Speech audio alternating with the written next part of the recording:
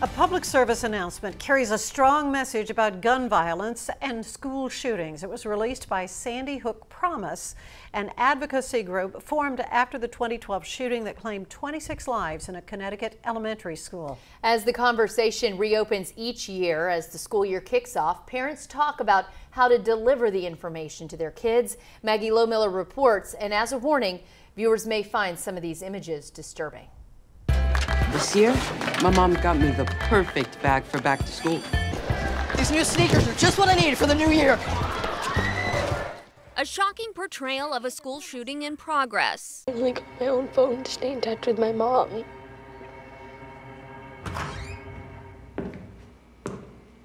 Sandy Hook Promise released a public service announcement with a goal of giving a raw depiction.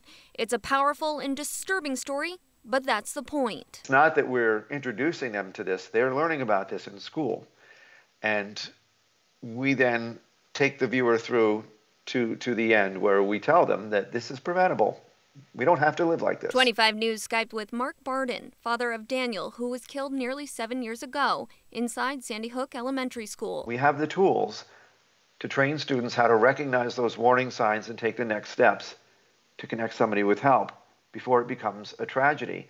And so the solution is here, and we don't have to live like this in what we're seeing depicted in this video. Opening the topic with children is tough, but critical. What is going to be most important is to reassure the children that even though this is getting so much media play, that is an isolated incident, and that they would be safe at school and that schools have taken measures. But the PSA can serve as a jumping off point. The dire reality is that these events have become more prevalent in our society.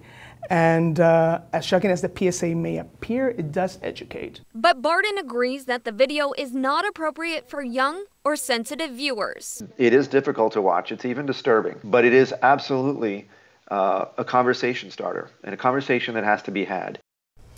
Sandy Hook Promise offers free trainings and tools to help students, teachers, and parents watch for the signs. Now, Maggie Lohmiller joins us now in the studio. She worked at a Connecticut news station back in 2012 and worked in the field covering the Sandy Hook shooting. So, Maggie, what do you remember from December 14th, 2012? I remember it crystal clear. I was a very young journalist at the time, 6 months into my first job as a field producer, and it was a normal day.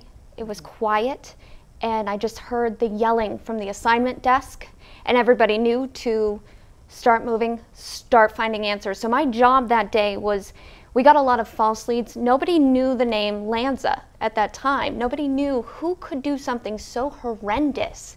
And so we followed false leads. I ended up in court looking through a divorce decree that really had nothing to do with anything that day, and then later going to the school.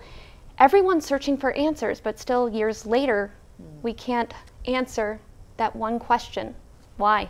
So how did this page in history change you? As we know, it changed the world. It really changed my lens as a journalist. It changed how I approach stories. And moving forward, seeing that there is hope in such a tragic, tragic loss really just sits with me to this day. Yeah, I can hear the emotion in your voice now. I mean, it's these kinds of stories impact the reporters. It honestly, it never leaves you.